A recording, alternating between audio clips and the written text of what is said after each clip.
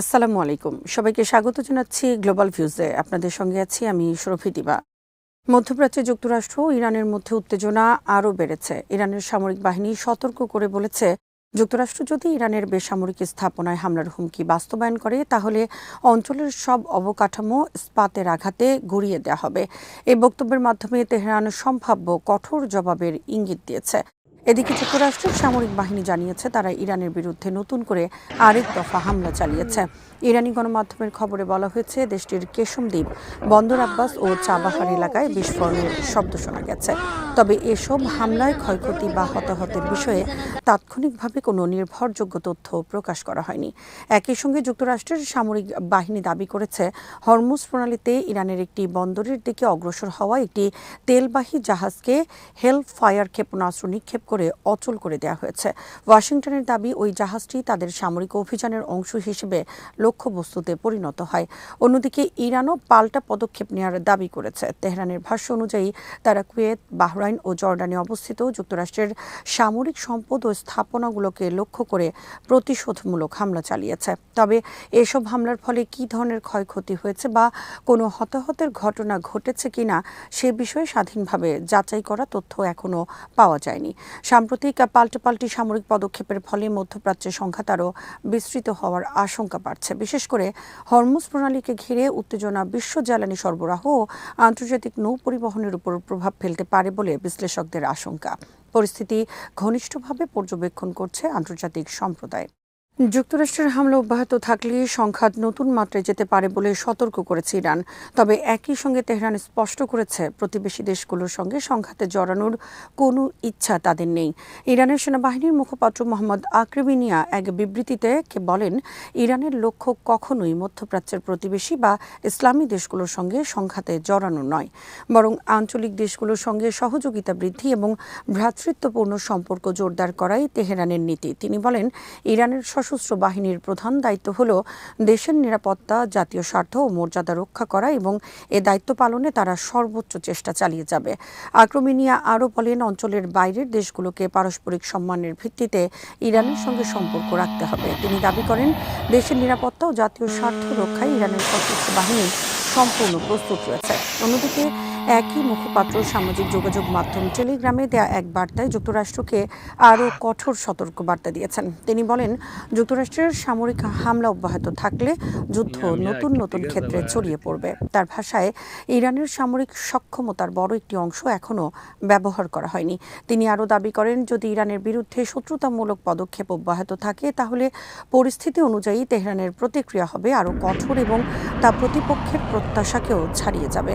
এতে সংঘাতের নতুন ক্ষেত্র উন্মুক্ত হতে পারে বলেও তিনি সতর্ক করেন। উল্লেখ্য, এর আগে ইরানের আরেক সামরিক কর্মকর্তা, যুক্তরাষ্ট্র যদি বেসামরিক স্থাপনায় হামলা চালায় তাহলে অঞ্চলের অবকাঠামোর উপর ব্যাপক হামলার হুমকি দিয়েছিলেন। তবে সর্বশেষ বিবৃতিতে সেনাবাহিনীর মুখপাত্র স্পষ্ট করে জানিয়েছেন, ইরান প্রতিবেশী দেশগুলোর বিরুদ্ধে কোনো সংঘাত চায় না। তাদের অবস্থান মূলত দেশের নিরাপত্তা ও জাতীয় স্বার্থ রক্ষার উপরই কেন্দ্রিত।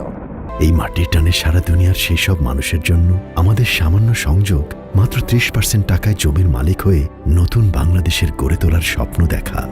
বাংলা বসতি, এই মাটি আমার, এই জমিন আমার। ইরানের Islamic revolutionary guard corps IRGC এর মুখপাত্র ব্রিগেডিয়ার জেনারেল হোসেন মোহেব্বি যুক্তরাষ্ট্রকে সতর্ক করে বলেছেন, বর্তমান সংঘাতকে দীর্ঘস্থায়ী ক্ষয়যুদ্ধ হিসেবে দেখার ভুল করা উচিত হবে না। সামাজিক যোগাযোগ মাধ্যমে দেয়া এক বার্তায় তিনি দাবি করেন, ইরানের সামরিক অভিযান এখন মূলত অঞ্চলে যুক্তরাষ্ট্রের আক্রমণ পরিচালনার সক্ষমতা ও অবকাঠামো ধ্বংসের উপর কেন্দ্রীভূত। মোহেব্বি বলেন, আমেরিকার মনে করা উচিত নয় যে তারা বর্তমান যুদ্ধের গতি ধরে রাখতে পারবে বা এটিকে ক্ষয়যুদ্ধে রূপ দিতে পারবে। বর্তমানে ইরানের অভিযান যুক্তরাষ্ট্রের আক্রমণাত্মক অবকাঠামো ধ্বংসের দিকে লক্ষ্য করে পরিচালিত হচ্ছে। এরপর শুরু হবে পরবর্তী ধাপ।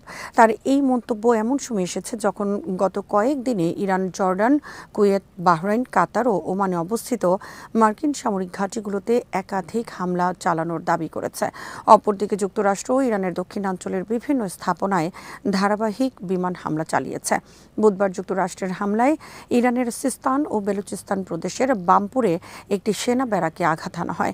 ইরানের দাবি, ওই হামলায় 7 জন সদস্য নিহত হন। এছাড়া যুক্তরাষ্ট্র যুক্তরাষ্ট্রের সাম্প্রতিক হামলায় এখন পর্যন্ত ৩০ জনের বেশি বেসামরিক নাগরিক নিহত হয়েছেন বলে দেশটির সরকারি মুখপাত্র জানিয়েছেন।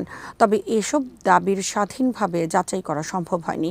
একই সঙ্গে যুক্তরাষ্ট্র ইরানের বিভিন্ন লক্ষ্যবস্তুতে হামলা চালানোর কথা স্বীকার করেছে, তবে বেসামরিক হতাহতের বিষয়ে প্রকাশ্যে কোনো মন্তব্য করেনি। সাম্প্রতিক এই পাল্টাপাল্টি হামলা মধ্যপ্রাচ্যে উত্তেজনা আরও বাড়িয়ে তুলেছে। বিশ্লেষকদের আশঙ্কা, উভয় পক্ষের সংঘাত আরও বিস্তৃত আকার ধারণ করলে পুরো অঞ্চল জুড়ে নিরাপত্তা পরিস্থিতির অবনতি ঘটতে পারে। বাহরাইনে মার্কিন বিমান রাডার ও জেট ফুয়েল পাম্প ধ্বংস করা হয়েছে। ইরানের ইসলামিক রেভলিউশনারি গার্ড কর্পস দাবি করেছে, বাহরাইনের শেখ ইসা বিমান ঘাঁটিতে পরিচালিত হামলায় একটি রাডার স্থাপনা এবং যুদ্ধ বিমানের জ্বালানি সংরক্ষণ অবকাঠামো ধ্বংস করা হয়েছে। আজ প্রকাশিত এক বিবৃতিতে আইআরজিসি জানায়, তাদের নৌবাহিনী অপারেশন নাসর 2 এর অংশ হিসেবে এই হামলা চালায়। এতে যুক্তরাষ্ট্রের সেনাবাহিনীকে লক্ষ্য করে বলা হয়, তারা ইরানের উপকূলীয় সামরিক ঘাঁটি ও বেসামরিক স্থাপনায় হামলা চালিয়েছে। আইআরজিসির দাবি, সাম্প্রতিক মাসের হামলায় একটি শিশু ক্যান্সার হাসপাতালের আশপাশে বিস্ফোরণ ঘটে এবং ইরান সীমান্ত এলাকায় কারবালাগামী তীর্থযাত্রীদের জন্য পানীয় জল উৎপাদনকারী একটি কারখানাও ক্ষতিগ্রস্ত হয়েছে। বিবৃতিতে আরও বলা হয়, এই যুদ্ধ এখনও চলমান এবং যুক্তরাষ্ট্রের হামলার জবাবে ইরান তাদের সামরিক অভিযান অব্যাহত রাখবে। আইআরজিসির দাবি অনুযায়ী গত কয়েকদিনে শেখ ইসা বিমান ঘাঁটি একাধিকবার তাদের বাহিনী এবং ইরানের নিয়মিত সেনাবাহিনীর হামলার লক্ষ্যবস্তু হয়েছে। অন্যদিকে যুক্তরাষ্ট্র সাম্প্রতিক দিনগুলোতে ইরানের দক্ষিণ উপকূলীয় অঞ্চল থেকে শুরু করে মধ্য ও উত্তরাঞ্চলের বিভিন্ন স্থাপনায় ধারাবাহিক বিমান হামলা চালিয়ে যাচ্ছে। ইরানি কর্মকর্তাদের দাবি, এসব হামলায় এখন পর্যন্ত ৩০ জনের বেশি বেসামরিক নাগরিক নিহত হয়েছেন। এছাড়া আহভাজ শহরের একটি শিশু ক্যান্সার হাসপাতালের কাছাকাছি হামলার পর নিরাপত্তার স্বার্থে হাসপাতালটি খালি করে রোগীদের অন্যত্র সরিয়ে নেওয়া হয়েছে। তবে বাহরাইনের শেখ ইসা বিমান ঘাঁটিতে হামলার ফলে কী পরিমাণ ক্ষয়ক্ষতি হয়েছে বা হতাহতের ঘটনা ঘটেছে কিনা এ বিষয়ে বাহরাইন কিংবা যুক্তরাষ্ট্রের পক্ষ থেকে তাৎক্ষণিকভাবে কোনো স্বাধীন নিশ্চিতকরণ পাওয়া যায়নি। একইভাবে আইআরজিসির দাবিগুলোরও স্বাধীনভাবে যাচাই করা সম্ভব হয়নি। পরিস্থিতি ঘিরে মধ্যপ্রাচ্যে উত্তেজনা আরও বৃদ্ধি পাচ্ছে।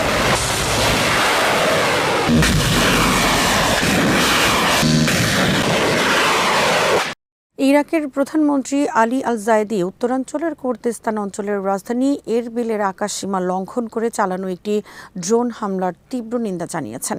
বৃহস্পতিবার প্রধানমন্ত্রীর কার্যালয় থেকে প্রকাশিত এক বিবৃতিতে এই হামলাকে দেশের নিরাপত্তা ও সার্বভৌমত্বের জন্য উদ্বেগজনক বলে উল্লেখ করা হয়। বিবৃতিতে বলা হয়, এরবিলের আকাশসীমায় প্রবেশ করা একাধিক ড্রোন নিরাপত্তা বাহিনী গুলি করে ভূপাতিত করেছে। তবে এসব ড্রোন কোথা থেকে এসেছে বা কারা এই হামলার সঙ্গে জড়িত সে বিষয়ে সরকার কোনো পক্ষের নাম উল্লেখ করেনি। প্রধানমন্ত্রী আলী আল জায়েদি বলেন, আমরা সংশ্লিষ্ট নিরাপত্তা সংস্থাগুলোকে কুর্দিস্তান অঞ্চলের নিরাপত্তা বাহিনীর সঙ্গে সমন্বয় করে প্রয়োজনীয় সব ব্যবস্থা নেওয়ার নির্দেশ দিয়েছি, যাতে ভবিষ্যতে এ ধরনের হামলার পুনরাবৃত্তি না ঘটে। তিনি আরও বলেন, ইরাকি সমাজের নিরাপত্তা ও স্থিতিশীলতা বিঘ্নিত করার যে কোনো অপচেষ্টা প্রতিহত করতে সরকার দৃঢ় প্রতিজ্ঞ। দেশের যে কোনো স্থানে নিরাপত্তা বিনষ্টের চেষ্টা করা হলে সংশ্লিষ্ট বাহিনী তা মোকাবেলায় সর্বোচ্চ ব্যবস্থা গ্রহণ করবে। প্রধানমন্ত্রী জোর দিয়ে বলেন, ইরাকের সার্বভৌমত্ব রক্ষা এবং দেশের সব অঞ্চলের নিরাপত্তা নিশ্চিত করা সরকারের অন্যতম প্রধান দায়িত্ব।